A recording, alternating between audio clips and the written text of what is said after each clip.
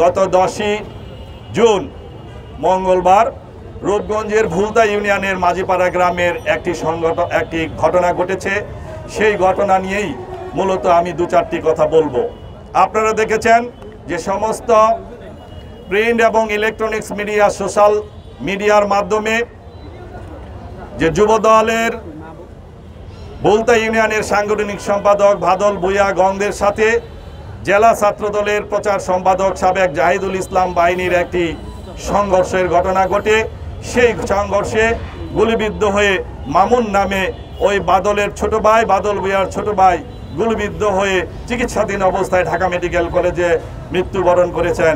এই নৃশংস ঘটনার সাথে যারাই জড়িত তাদেরকে যেন অবিলম্বে দৃষ্টান্তমূলক শাস্তির আওতায় আনা হয়, সেটা আমি আমার জেলা স্বেচ্ছাসেবক দলের পক্ষ থেকে আমি প্রশাসনের প্রতি দৃষ্টি আকর্ষণ করছি। আপনারা দেখেছেন গতকালকে আমার ছবি টানিয়ে ব্যানারে নিয়ে আমাকে ফাঁসির দড়ি গলায় দিয়ে রূপগঞ্জে কথিত আওয়ামী লীগের দোসররা একটি মানববন্ধন করেছে, একটি অবস্থান কর্মসূচি করেছে।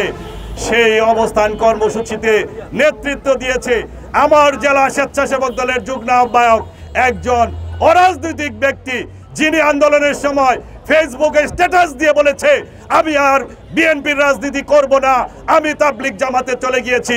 সেই অসাংগঠনিক নেতা নেতৃত্ব দিয়েছে জেলা স্বেচ্ছাসেবক দলের আহ্বায়কের বিরুদ্ধে। আপনারা জানেন আমার বিরুদ্ধে সুনির্দিষ্ট কোনো অভিযোগ বাদীপক্ষ দায় করেনি। অ্যান্টিব্যাকটেরিয়াল অ্যাডিটিভ যুক্ত সেরা ওয়াটার ট্যাঙ্ক বিশুদ্ধ পানিতে ব্যাকটেরিয়া জন্মাতে দেয় না। আমার বিরুদ্ধে অভিযোগ দায় করেছেন আওয়ামী লীগের দোসর, যারা 16টি বছর রূপগঞ্জের মাটিতে কোনো কর্মসূচি করতে পারে নাই, যারা নব্য আওয়ামী লীগকে প্রতিষ্ঠা করে যাচ্ছে। রূপগঞ্জে 8টি মার্ডার সংগঠিত করেছে, চনপাড়াতে ডবল মার্ডার, কাঞ্চনের ছাত্রদল নেতার আহ্বায়ক পাবেল হত্যা, আমাদের দাউদপুরের শান্ত হত্যা, আমাদের এই রকম ভাবে রূপগঞ্জে 8টি হত্যা তারা সংগঠিত করেছে। আজকে ওনারা সাধু সাধে বলে আমি নাকি এই হত্যা সংগঠনের সাথে ইন্ধনদাতা। আমি তীব্র প্রতিবাদ জানাতে চাই, নিন্দা জানাতে চাই।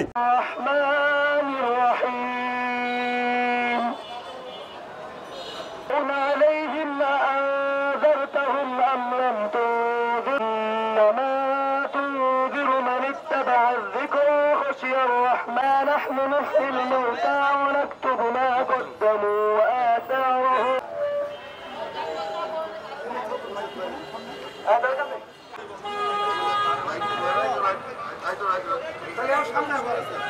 প্রত্যেকটা ইউনিটের নেতৃবৃন্দ আজকে নারায়ণগঞ্জ জেলায় এসেছেন। নারায়ণগঞ্জ জেলা স্বেচ্ছাসেবক দলের যুগ্ম আহ্বায়ক রুবেল হোসেন উপস্থিত থাকেন। অযথা একজন রাজনৈতিক নক্ষত্রের বিরুদ্ধে যে অপপ্রচার, সেই ফতুল্লা থানা স্বেচ্ছাসেবক দলের সদস্য সচিব রাসেল আহমেদ বাইশা অবগত আছেন। নারায়ণগঞ্জ জেলা স্বেচ্ছাসেবক দলের সংগ্রামী